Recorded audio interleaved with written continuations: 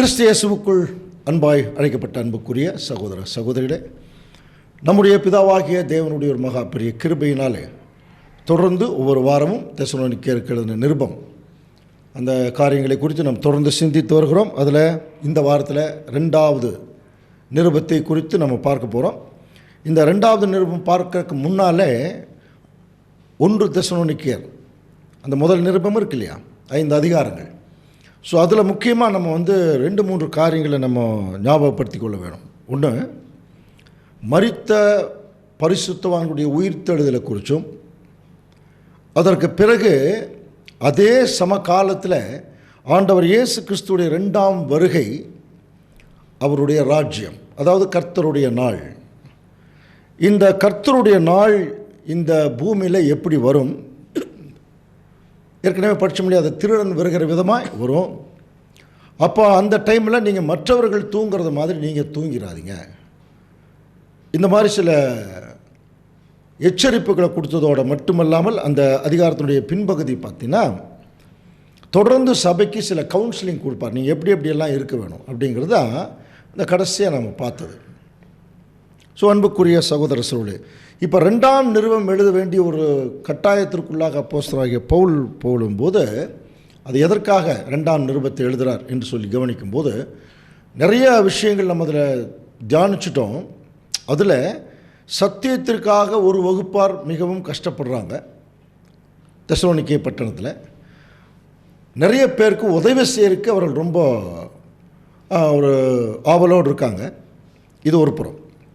இன்னொரு புறம், ஒரு பக்கம் விக்கிரக ஆராதனையை ரொம்ப என்கரேஜ் பண்ணுற மாதிரி சில காரியங்கள் நடக்குது.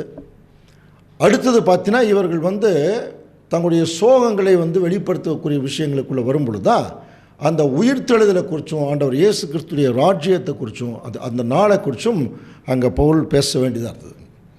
ஸோ இவைகளெல்லாம் கன்சால்டேட் பண்ணி பார்க்கும்போது கர்த்தருடைய நாள் அது எப்படி இருக்கும் அப்படிங்கிறத குறிச்செல்லாம் சொல்லும் பொழுது ஆக்சுவலாக இந்த வசனங்கள் அன்றைக்கு அவர்கள் தெசலோனிக்கே பட்டணத்தில் இருந்த ஜனங்கள் வாழ்ந்த காலத்தில் நடைபெறக்கூடிய தீர்க்க தரிசனமே அல்ல. ஆனால் அவர்கள் என்ன எதிர்பார்ப்பில் இருந்தாங்க? இயேசு கிறிஸ்து உடனே வந்துடுவார், அவருடைய ராஜ்யம் ஸ்டார்ட் ஆயிரும், அதில் நம்ம அவரோட போயிடலாம் என்கிற ஒரு பெரிய ஒரு ஆவலோன எதிர்பார்ப்புக்குள்ளே இருந்தாங்க. அந்த எதிர்பார்ப்புக்குள்ளே இருக்கும்போது அது நல்ல விஷயந்தான். ஆனால் அந்த எதிர்பார்ப்பு சரியாக தவறாங்கிறத கூட அவங்களால கிரகிக்க முடியல. காரணம், அவர்கள் வாழ்ந்த காலம் அவ்வளோதான், நாலேஜ் இருந்தது. அப்போ அப்போஸ்தலனாகிய பவுல் இதை குறித்து கிளியராக விளக்க வேண்டிய ஒரு சந்தர்ப்பத்துக்குள்ளே போகும்போது அந்த சந்தர்ப்பம் தான் 2 தெசலோனிக்கேயர் 1ஆம் அதிகாரம்.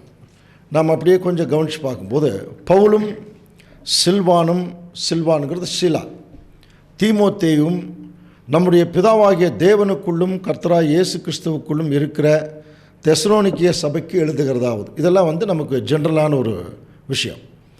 2ஆம் வசனம், நம்முடைய பிதாவாகிய தேவனாலும் கர்த்தராகிய இயேசு கிறிஸ்துவினாலும் உங்களுக்கு கிருபையும் சமாதானமும் உண்டாக கடவுது. இது வாழ்த்துதல் சொல்லக்கூடிய வசனங்கள். ஆனால் அடுத்தது கவனித்து பார்க்கும்போது 3ஆம் வசனத்தில், சகோதரரே, நாங்கள் எப்பொழுதும் உங்களுக்காக தேவனை ஸ்தோத்தரிக்க கடனாளிகளாக இருக்கிறோம். உங்களுக்காக கடவுள்கிட்ட ரொம்ப நன்றி செலுத்தக்கூடியவர்களாக இருக்கும். ஏன் அப்படின்னா, உங்கள் விசுவாசம் மிகவும் பெருகுகிறபடியினாலும் நீங்கள் எல்லாரும் ஒருவரில் ஒருவர் வைத்திருக்கிற அன்பு அதிகரிக்கிறபடியினாலும் அப்படி செய்கிறது அங்கே தகுதியாக இருக்குது. கவனிக்கிறீங்களா? அப்போது அந்த 1ஆம் நிருபத்திலேயே அவர் அதுக்குரிய மூகாந்திரங்களை கொடுக்கக்கூடிய சில வசனங்களை கொடுத்துட்டார். ஸோ அதனால் அவங்களுடைய விசுவாசம் பெருகுது. அதே சமயத்தில் அவர்களுக்குள்ள ஒருத்தருக்கு ஒருத்தர் அன்பு பெருகுதான். எப்படி நம்ம சொல்லலாம்? கட்டாயமாக ஒரு இடத்துல விசுவாசம் அதிகமாக இருக்கும்போது அங்கே அன்பும் இருக்கும். நம்ம ஏற்கனவே கொரிந்தியருக்கு எழுதும்போது படிக்கிறோம், விசுவாசம், நம்பிக்கை, அன்பு, இதில் அன்பே பெரியது படிக்கிறோம் இல்லையா? அப்போ எங்கே உண்மையான விசுவாசம் அதிகமாக இருக்குதோ அங்கே அவருடைய அன்பும் பெருக ஆரம்பிக்கும்.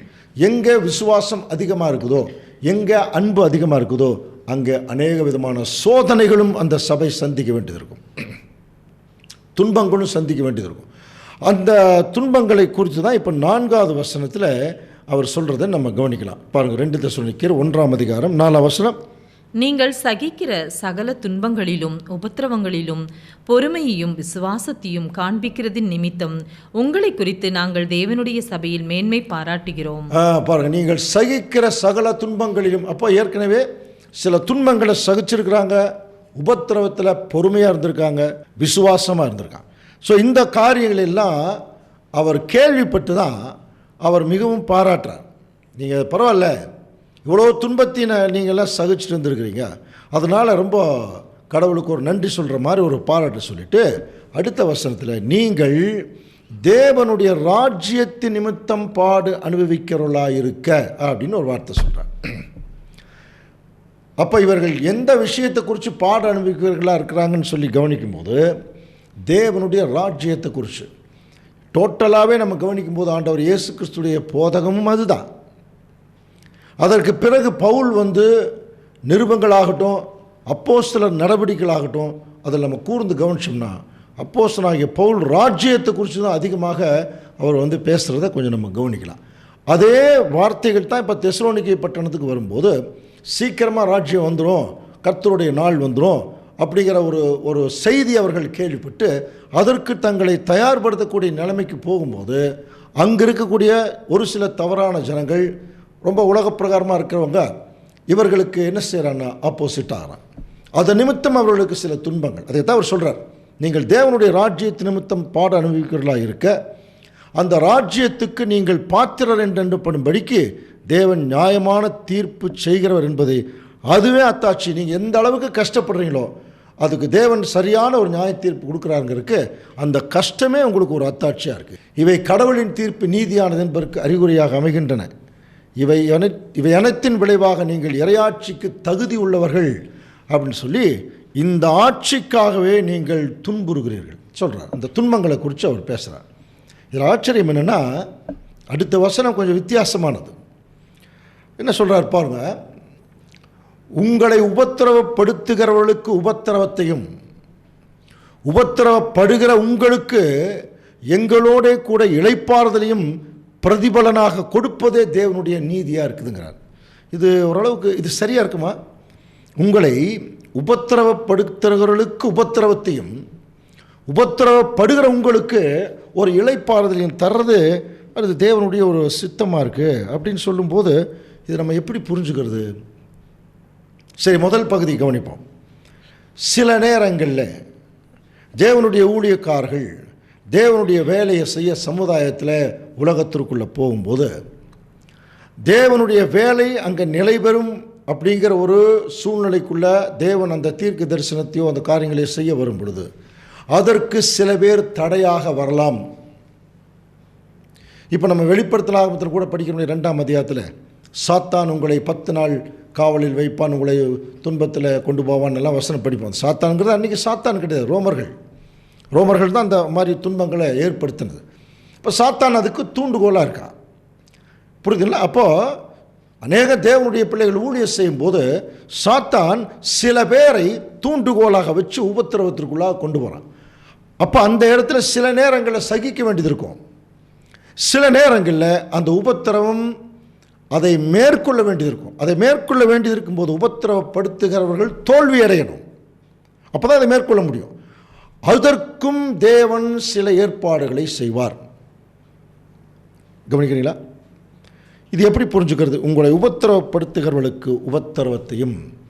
இதுக்கு ஒரு ஆதாரம் நமக்கு பைபிளில் எங்கே பார்க்கலான்னா அப்போஸ்தலர் நடவடிக்கைகளில் பார்க்கலாம். அப்போஸ்தலர் நடவடிக்கைகளில் கொஞ்சம் நம்ம கவனிக்கும்போது அன்புக்குரிய சகோதர சூழ்நிலை பாருங்கள், அதை இன்னொரு தடவை திருவிழியத்திலையும் வாசிடலாம். ஏனெனில் உங்களை துன்புறுத்துகிறவர்களுக்கு துன்பத்தையும் துன்புறுத்தப்படும் உங்களுக்கு துயர் நீக்கி அமைதியும் எங்களோட கூட கைமாறாக அளிக்கிறார் அப்படின்னு சொல்லி படிக்கிறோம். ஸோ அப்போஸ்தலர் காலத்தில் அங்கே பார்த்தீங்கன்னா முதல்ல ஏரோது ராஜா என்ன பண்ணுறான், யோவான் யாக்கோபு இருக்காங்களே அந்த யாக்கோபை கொலை பண்ணிடுறான். யாக்கோபை கொலை பண்ணிவிட்டு அந்த யூதர்களெல்லாம் அது நிமித்தம் ரொம்ப சந்தோஷப்படுறாங்கன்னு தெரிஞ்சு பேதுருவை பிடிச்சி ஜெயிலில் போட்டுறான். ஜெயிலில் போட்டதுக்கப்புறம் பேதுரு தேவன், ஏன்னா பேதுரு வேலை அங்கே நடக்கணும், அதனால் அந்த சங்கிலிகள் எல்லாம் அந்த உடச்சி ஜெயிலிருந்து பேதுரு இங்கே வெளியே வரார். வெளியே அங்கே இந்த ரோதைன்னு ஒரு பொண்ணு வீட்டில் கதவை தட்டார். அவங்க நம்பலை. அதுக்கப்புறம் அவங்க திறக்கிறாங்க. திறந்து பார்க்கும்போது அங்கே அவர்கள் பிரமித்தார்கள், எப்படி பேதுரு வந்தார். ஸோ அப்போது அவர் சொல்கிறார், அவர்கள் பேசாமல் இருக்கும்படி அவன் கையமர்த்தி கர்த்தர் தன்னை காவலிலிருந்து விடுதலையாக்கின விதத்தை அவர்களுக்கு விவரித்து இந்த செய்தி யாக்கோபுக்கும் சகோதரருக்கும் அறிவியுங்கள் என்று சொல்லி புறப்பட்டு வேற ஒரு இடத்துக்கு போனான்னு படிக்கிறோம். அப்போது பேதுருவெல்லாம் ரிலீஸ் ஆகி வந்ததுக்கு பிறகு இப்போ ஏரோது ராஜாவுக்கு பயங்கர கோபம் வருது. பொழுது விடிஞ்சு பார்க்கும்போது பேதுருவை குறித்து சேவருக்குள்ளே பயங்கரமான கலக்கம் உண்டாகுது.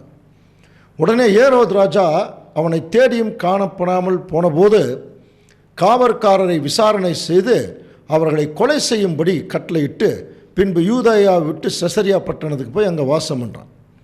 அப்போ அவன் என்ன செய்கிறான் பாருங்கள், 20ஆம் வசனம் அப்போஸ்தலர் 12:20 அக்காலத்திலே ஏரோது தீரியர் பேரிலும் சீதோனியர் பேரிலும் மிகவும் கோபமாக இருக்கான்.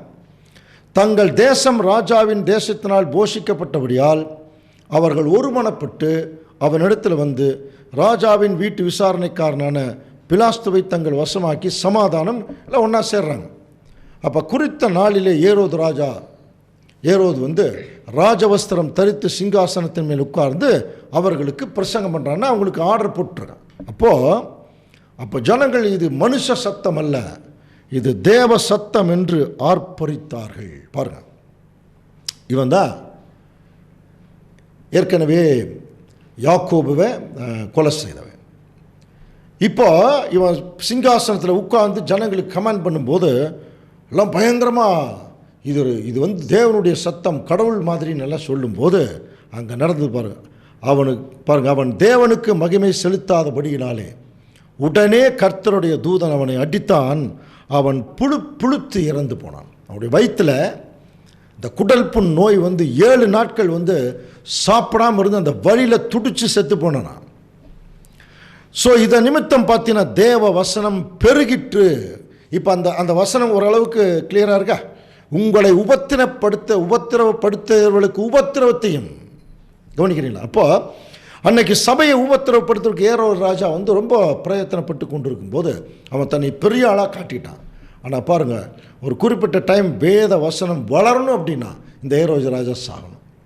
ஸோ அதனால் அவனை எப்படி பாருங்கள், தேவதூதன் அடிச்சோன்னே அவனுக்குள்ளே அந்த குடல் புண் வியாதி வந்து உள்ளுக்குள்ளேயே பயங்கரமாக அந்த குடல் எல்லாம் வெந்து 7 நாட்கள் அவன் வந்து ரொம்ப பயங்கரமான வழியில் துடிச்சு அவன் இறந்து போனான். சரித்திரங்கள் அப்படி தான் சொல்லப்பட்டிருக்கு.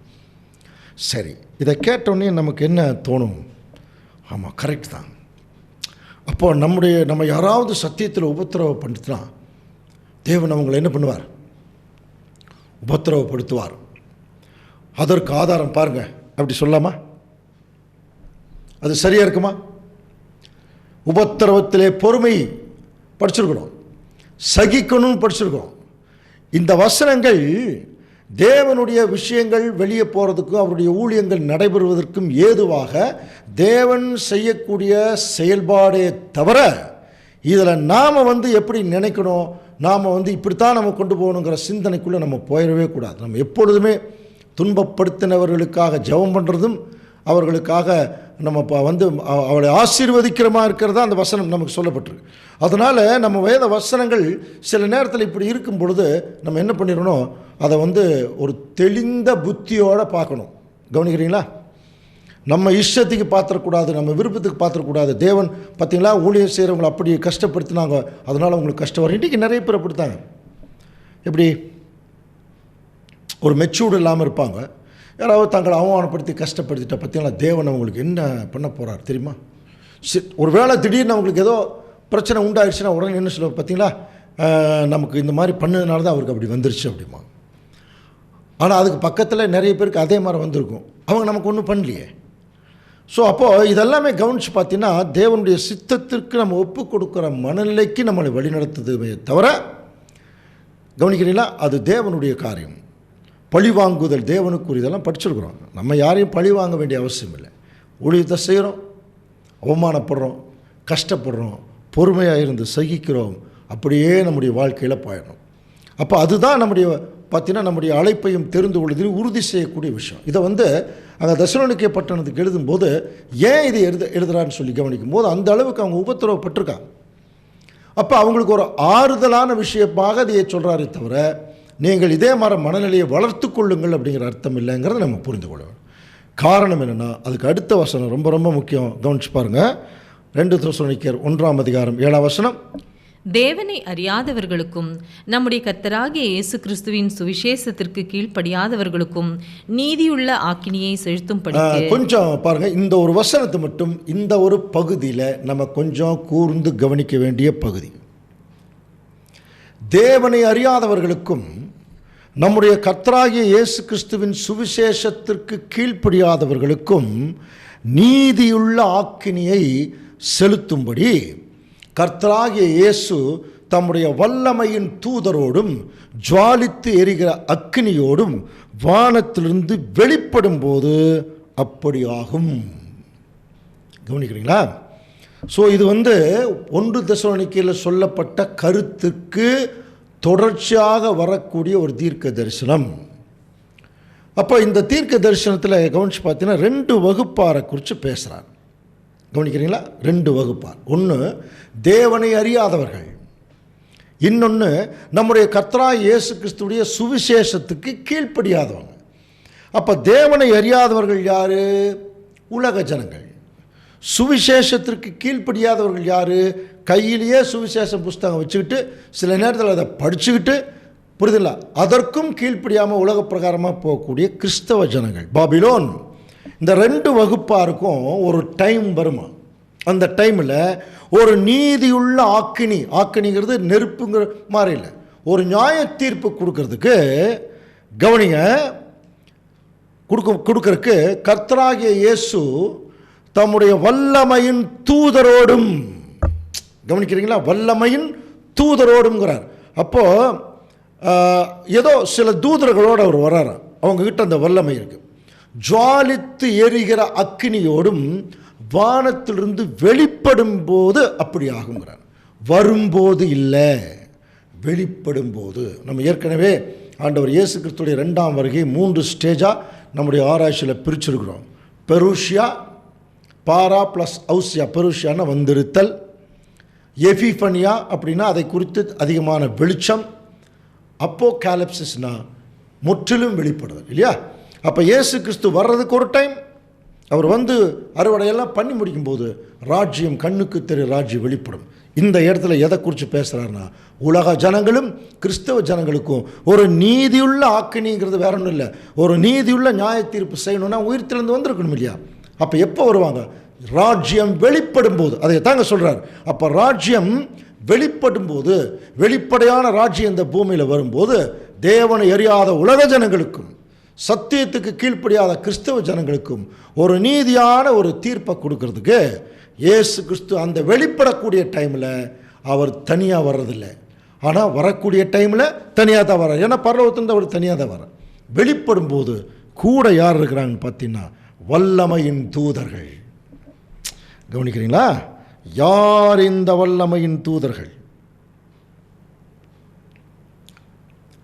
அவர் 1,44,000 பேர்த்த அறுவடை செய்து முடிக்கும்போது இவர்களை வைத்து தான் ஒட்டுமொத்த உலக ஜனங்களையே அவர் நியாயம் தீர்க்கிறார். 1 கொரிந்தியர் 6ஆம் அதிகாரம் 2ஆம் வசனம் படிக்கிறோம், இல்லையா? பரிசுத்தவான்கள் உலகத்தை நியாயம் தீர்ப்பார்கள் என்று அறியீர்களா? உலகமே உங்களால் நியாயம் தீர்க்கப்பட போகும்போது அற்ப வழக்குகளை எல்லாம் நீங்கள் உங்களால் அதை சரி பண்ண முடியாதான்னு கேட்குறார். அப்போது ஆண்டவர் இயேசு கிறிஸ்து 2வது ஸ்டேஜ் ராஜ்யம் வெளிப்படும் போது அவரோட யார் இருப்பாங்கன்னா, அவருடைய திருச்சபை. அவங்கள தான் அந்த வல்லமையின் தூதர் அப்படின்னு சொல்கிறார். அப்போ அந்த வல்லமையின் தூதர்கள் அப்படிங்கிற அவங்க வர்றாங்க. அது எப்படி வர்றாங்கன்னா, அந்த வசனம் கொஞ்சம் கவனிச்சு பாருங்க. ஜுவாலித்து எரிகிற அக்கினி அப்படிங்கன்னா புரியுதா? அப்போ ஜுவாலித்து எரிகிற அக்கினிங்கிறது அதாவது பல இடங்களில் ஒரு துன்பத்திற்கு அடையாளமாகவும் நமக்கு சொல்லப்பட்டிருக்கு. அதே சமயத்தில் அதிகமான அக்கினி எரியும் போது அங்கே அதிகமான வெளிச்சம் இருக்கும், இல்லையா? ஸோ அதை தான் அங்கே மெயினாக அவங்க சொல்கிறார். அன்புக்குரிய சகோதரர், ஃப்ளேமிங் ஃபயர் அப்படிங்கிறது ஒரு பக்கம் ஒரு ட்ரபிள், ஒரு மகா உபத்திரவ காலம். அது திருச்சபையினுடைய எண்ணிக்கை முடியும் போது இந்த பூமியில் ஒரு மகா பெரிய உபத்திரவ காலத்தினுடைய உச்சக்கட்டம் இருக்குமா, புரியுதுங்களா? அது மட்டும் இல்லை, இன்னொரு விஷயம் நம்ம கவனிக்கும்போது நீதியுள்ள ஆக்கினிங்கிறது நமக்கு தெரியும், இல்லையா? ஜட்ஜ்மெண்ட். அப்போது இவர்கள் எல்லாருக்குமே தேவனுடைய உண்மையான நியாய தீர்ப்பு தெரியணும். அது ஒரு சோதனையின் காலத்துக்கு தான் அந்த நெருப்பத்தி சொல்கிற. நமக்கு 1 பேதுரு 4ஆம் அதிகாரம் 12ஆம் வசனம் கூட படிச்சிருக்கணும். பிரியமானவர்களே, உங்களை சோதிக்கும்படி உங்கள் நடுவே பற்றியிருக்கிற அக்கினி குறித்து ஏதோ நீங்கள் புதுசாக நினைக்காமல் திகையாமல் கிறிஸ்துவின் மகிமை வெளிப்படும் போது நீங்கள் கலிகூர்ந்து மகிழும்படி அவருடைய பாடுகளுக்கு நீங்கள் பங்காளிகளாக இருந்தால் சந்தோஷப்படும். ஸோ இது கூட ஒரு நெருப்பு தான். இப்போ நம்ம சுற்றிலும் நிறைய துன்பங்கள் இருக்குது. அதே மாதிரி தான் ஒட்டுமொத்த உலக ஜனங்களுக்கு கண்ணுக்கு தெரியாத ராஜ்யம் வெளிப்படும் போது ஒரு மகா பெரிய உபத்திரவாதத்தினுடைய உச்சக்கட்டத்தை இந்த பூமி சந்திக்கும். அதன் நிமித்தம் உலக ஜனங்களுக்கும் கிறிஸ்தவ ஜனங்களுக்கும் ஒரு நியாயமான தீர்ப்பை தேவன் அங்கே கொடுக்கிறார். அப்படின்னா அதற்கு முன்பாக கிறிஸ்துவுடைய 2ஆம் வருகை அந்த காலப்பகுதியினுடைய தீர்க்க தரிசனம் எப்படி போகுது பாருங்கள். சங்கீதம் 97:1 வாசிக்கலாம். கர்த்தர் ராஜரீகம் பண்ணுகிறார், பூமி பூரிப்பாகி திரளான தீவுகள் மகிழ கடவது. 2ஆம் வசனம். மேகமும் மந்தாரமும் அவரை சூழ்ந்திருக்கிறது, நீதியும் நியாயமும் அவருடைய சிங்காசனத்தின் ஆதாரம். நீதியும் நியாயமும் அவருடைய சிங்காசனத்தின் ஆதாரம், மேகமும் மந்தாரமும் அதை. அப்போ கிறிஸ்து ராஜரீகம் பண்றதுக்கு தேவனுடைய சார்பாக வரும்போதே இந்த பூமி மப்பும் மந்தாரமாக இருக்கும். அதே சமயத்தில் இங்கே நீதி எப்படி இருக்கும்னா பாருங்கள், சிங்காசனத்தின் ஆதாரம். இங்கே நீதி ஒரு பெரிய ஜுவாலித்து எரிகிற அக்னி மாதிரி இருக்குமா.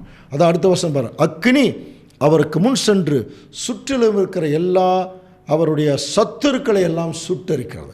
இப்போ இயேசு கிறிஸ்து வந்துட்டார், நியாயத்தை செய்கிறார். இந்த பூமியில் நம்ம வந்தோடனே படிக்கிற முடியாது, ராஜாக்களை விட்டுவார். அப்போ பல நூற்றாண்டுகளாக ராஜாக்கள் இந்த உலகத்தையே தங்களுடைய கட்டுப்பாட்டுக்குள்ளே வச்சுக்கிட்டு எல்லாம் இவங்க சுகமாக இருந்தான். இயேசு கிறிஸ்து வரும்போது அங்கே என்ன ஒரு நியாயம் வெளிப்படுத்தப்படுகிறதுனா, இப்படிப்பட்ட ராஜாக்கள் உலகத்தை விட்டு வெளியே கொண்டு போகணும். வெளியே கொண்டு போயிட்டார். அடுத்தது தலைவர்கள், அவங்க வெளியே போகிறாங்க. இதுதான் அங்கே சொல்கிறார், அக்னி அவர்களுக்கு முன் சென்று அவருடைய சத்துருக்களை எல்லாம் சுட்டரிக்கிறது. இது ஒரு பக்கம் நடந்தால் அடுத்தது பார்த்தீங்கன்னா அவருடைய மின்னல்கள் பூச்சக்கரத்தை பிரகாசிப்பித்தது, பூமி அதை கண்டு அதிர்ந்தது. அப்போ இது எதை குறிக்குது? அதிகமான வெளிச்சம். இயேசு கிறிஸ்து 2ஆம் வருகையில் வந்திருக்கார், சத்திய வெளிச்சமும் பிரகாசிக்குது. கவனிக்கிறீங்களா? அறிவு வெளிச்சமும் பிரகாசிக்குது. அதனால தான் இன்னைக்கு எல்லா ஜனங்களும் நிறைய பேர் எது நல்லது எது கெட்டதுன்னு தெரிய ஆரம்பிச்சிட்டாங்க. அவேர்னஸ் சொல்கிற முடியா, ஒரு விழிப்புணர்வு வந்துருச்சு. அதாவது கடவுள் விஷயத்தில் கூட நிறைய பேர் விழிப்புணர்வில் இப்போ பேச ஆரம்பிச்சிருக்காங்க, நியாய விஷயத்தில் பேச ஆரம்பிச்சிருக்காங்க, சமுதாயத்தின் விஷயத்தில் எல்லாம் ஈக்குவல் தான் பேச ஆரம்பிச்சிருக்காங்க. பெரிய பணக்காரரு இன்றைக்கி பணக்காரனே ஆகிட்டுருக்கான், ஏழை மேலும் ஏழையாயிட்டிருக்கான், இந்த நிலைமை சரியில்லை என்று சொல்லி பேச ஆரம்பிச்சிருக்காங்க. அப்போ இந்த பூமிக்கு சரியான ஒரு அன்பு செலுத்தக்கூடிய ஒரு சர்வாதிகார தலைவன் தேவை என்று பேச ஆரம்பிச்சிருக்காங்க. இதெல்லாம் எதை குறிக்குதுன்னா, இந்த பூமி மின்னல் பிரகாசிக்கிறது. அதாவது நிறைய வெளிச்சம் வந்துருச்சு, சத்தியத்திலே நிறைய வெளிச்சம் வந்துருச்சு. இதைத்தான் ஜுவாலித்து எரிகிற அக்னியோடும். அப்போது இவ்வளோ பெரிய விஷயங்களோட ஆண்டவர் இயேசு கிறிஸ்து தன்னுடைய திருச்சபையோடு வெளிப்பட போகிறார். இந்த காலத்தில் என்ன நடக்கும் என்று சொல்லி கவனிக்கும்போது, அந்த சாத்தானுடைய கிரிகளை சொல்கிற பாரு, அந்த அக்கிரமக்காரனுடைய வருகை சாத்தானுடைய செயலின்படி சகல வல்லமையோடும் அடையாளங்களோடும் பொய்யான அற்புதங்களோடும் இருக்குமா அந்த நாளில். கவனிக்கிறீங்களா? அப்படி இருக்கும்போது பாருங்கள், 2 தெசலோனிக்கேயர் 1:9 வாசிக்கலாம். அந்நாளிலே தம்முடைய பரிசுத்தவான்களில் மகிமைப்படத்தக்கவராயும் நீங்கள் எங்களுடைய சாட்சியை விசுவாசித்தபடியினாலே உங்களிடத்தில் விசுவாசிக்கிறவர்கள் எல்லாரிடத்திலும் ஆச்சரியப்படத்தக்கவராயும் அவர் வரும்போது. இப்போ முந்தின வசனத்தில் என்ன படித்தோம்? ஜுவாலித்தில் இருக்கிற அக்னியோடும் வல்லமையின் தூதரோடும். அந்த வல்லமையின் தூதரை பற்றி சொல்லும்போது அது திருச்சபை. இப்போ அந்நாளிலே, அந்த வார்த்தை பாருங்கள், அந்நாளிலே கர்த்தருடைய நாள், கிறிஸ்துவுடைய 2ஆம் வருகை, அவருடைய ராஜ்யத்தின் ஆரம்பம். அந்நாளிலே அவருடைய பரிசுத்த தூதரோட வருவாராம். முந்தின வசனத்தில் பரிசுத்த தூதர்னார். இப்போ 9ஆம் வசனத்தில் அவர்களை பற்றி சொல்லும்போது பரிசுத்தவான்கள். அப்போ ஆண்டவர் இயேசு கிறிஸ்து அந்த வெளிப்படக்கூடிய ராஜ்யத்தில் அவர் வெளிப்படும் போது தம்முடைய பரிசுத்தவான்களில் மகிமைப்படத்தக்கவராய். அப்படின்னா புரியுதுங்களா? அப்போது இந்த 1,44,000 பேர் அவங்களுடைய வாழ்க்கையில் இப்போ என்ன செய்கிறாங்க அப்படின்னா, ஆண்டவர் இயேசு கிறிஸ்துவை ஒட்டுமொத்த உலகத்திற்கும் மகிமைப்படத்தக்கவராய் காட்டுவாங்க. எப்படி தான் காட்ட முடியும்? நீங்கள் எங்களுடைய சாட்சியை விசுவாசித்தபடியினாலே உங்களிடத்தில் விசுவாசிக்கிறவர்கள் எல்லாரிடத்திலும் ஆச்சரியப்படுத்தக்கூறாகவும் அவர் என்ன செய்ய போகிறார்? வரும்போது பாருங்கள், அவர்கள் கர்த்தருடைய சன்னிதானத்திலிருந்தும் அவருடைய வல்லமை பொருந்திய மகிமையிலிருந்தும் நீங்களாகி நித்திய அழிவாகிய தண்டனை. அந்த அவர்கள் அந்த இடத்துல சொல்கிறது யாருன்னா, தேவனை அறியாதவர்கள், சுவிசேஷத்துக்கு கீழ்ப்படியாதவர்கள். ஸோ இந்த 2ஆம் உலகத்தினுடைய முடிவில் ஒரு மிகப்பெரிய தண்டனை, அதுதான் நீதியுள்ள ஆக்கினி. அப்படின்னா அவர்கள் அப்படின்னு சொல்கிறத நம்ம எப்படி புரிந்து கொள்ள வேணும்? ஜனங்கள் அல்ல, ஜனங்கள் சில அழிவுக்குள்ளே போனால் கூட இந்த அமைப்புகள் எல்லாமே கம்ப்ளீட்டாக ஒரு அழிவுக்குள்ளே போயிடும். ஏன்னா அப்போ ஆண்டவர் இயேசு கிறிஸ்து இப்போ 2ஆம் வருகையில் அவர் வந்து முதல் பாருங்கள், அந்த 2ஆம் வருகையுடைய முதல் பார்ட்டில் பார்த்தீங்கன்னா அவர் மட்டும் பரலோகத்திலிருந்து தனியாக வரார். அதுதான் பெருஷா வந்து ஒரு அறுவடையை பண்ணுறார். அந்த அறுவடை பண்ணக்கூடிய டைம் தான் எபிஃபனியா. அடுத்தது அறுவடை பண்ண பரிசுத்தவான்களை தன்னோட சேர்த்துக்கிட்டு உலகத்திற்கு ஒரு நியாய தீர்ப்பு கொடுக்கறதுக்கு வெளிப்படுறார். அதுதான் அப்போகாலிப்சிஸ். அப்படி வெளிப்படும் போது இந்த பெயர் சபை உலக ஜனங்களுடைய காரியங்கள் எல்லாத்துக்கும் தேவன் அங்கே ஒரு முடிவு கொண்டு வர்றது மட்டும் இல்லாமல் அந்த திருச்சபை மக்கள் மத்தியில் கிறிஸ்து மிக உன்னதமானவராக, உயர்ந்தவராக, மகிமைப்படத்தக்கவராக இருப்பார். அப்போது இந்த நியூஸ் நமக்கு எதுக்கு சொல்லப்படுது? இது தெசலோனிக்கேயர்ல நமக்கு தான். அப்படின்னா கிறிஸ்துவை இந்த பூமியில் மகிமைக்குரிய ஒரு நிலைமைக்குள்ளே கொண்டு போகிறதுக்கு நம்முடைய மாம்ச வாழ்க்கையிலேயே என்னென்ன செய்யணும் இப்போவே பிளான் பண்ணணும். நம்முடைய வார்த்தைகள், செயல்பாடுகள் இவைகள் எல்லாமே ஒரு மகிமைக்குரியவர்களாக இருக்கிற மாதிரி இருக்கணும். புரியுதுங்களா? அதைத்தான் அங்கே வந்து சொல்கிறார். இப்போ அதுக்கு 11ஆம் வசனம் வரும். ஆகையால் நம்முடைய தேவனும் கர்த்தராகிய இயேசு கிறிஸ்துவுக்கும் அளிக்கும் கிருபையின்படியே நம்முடைய கர்த்தராகிய இயேசு கிறிஸ்துவின் நாமம் உங்களிடத்திலும் நீங்கள் அவரிடத்திலும் மகிமைப்படும் பொருட்டாக. பார்த்தீங்களா? அதைத்தான் அந்த பின்னாடி சொல்கிறார்.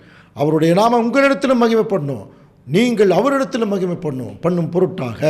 12ஆம் வசனம் வாசிக்கலாம்.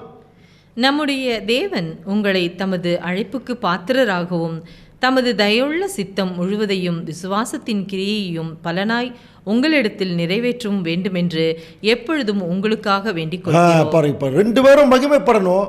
அப்படி வெளிப்படும் போது இயேசு கிறிஸ்துவினால நீங்கள் மகிமைப்படணும், உங்களால் கிறிஸ்து மகிமைப்படணும். அதனால் நம்முடைய தேவன் உங்களை தமது அழைப்புக்கு பாத்திரராக்கவும் தமது தயவுள்ள சித்தம் முழுவதையும் விசுவாசத்தின் கிரியை பலமாய் உங்களிடத்தில் நிறைவேற்றும். அப்போ இப்போ நம்மக்கிட்ட என்ன பலமாக நிறைவேறணும்னா விசுவாசம், அது நிமித்தம் கிரியை. இது 2 தான் பிளான் பண்ணும். இதில் நல்லா வந்து நமக்குள்ளே அதிகமாகும் போது பாருங்கள், அதுதான் உங்களுக்குள்ளே அதிகமாகணும்னு நான் தேவனை நோக்கி நான் வேண்டுகிறேன். காரணம் என்னென்னா, நீங்கள் ஒருவேளை கிறிஸ்து 2ஆம் வருகையில் அவருடைய ஜுவாலி தெரிகிற அக்கினியோட அவர் 2ஆம் அந்த வெளிப்படக்கூடிய டைமில் நீங்கள் அவரோடு இருக்கணும்னா இப்போ நீங்கள் விசுவாசத்திலும் கிரியிலும் மிக உயர்ந்தவர்களாகவும் ஆண்டவர் இயேசு கிறிஸ்துவை மகிமைப்படுத்தக்கூடியவர்களாகவும் இருக்க வேணுங்கிறதுக்கு உங்களுக்காக நாங்கள் வேண்டிக் கொள்கிறோம் அப்படின்னு சொல்லி இந்த அதிகாரத்தை அவர் முடிக்கிறார். ஸோ அன்புக்குரிய சகோதர சகோதரி, அப்படின்னா ஏதோ ஒரு கன்க்ளூஷனுக்குள்ளே வர்றாருன்னு என்ன அர்த்தம்னா, அடுத்தது ஏதோ ஒரு மிகப்பெரிய விஷயத்தை அவர் சொல்ல போகிறார் என்பதை நம்ம புரிஞ்சுக்கலாம். அது என்ன விஷயங்கிறத அடுத்த வாரம் தொடர்ந்து நம்ம சிந்திக்கலாம். தேவன் தாமே இந்த வசனங்களை நமக்கு ஆசீர்வாதமாக்கி தருவாராக. ஆமென்.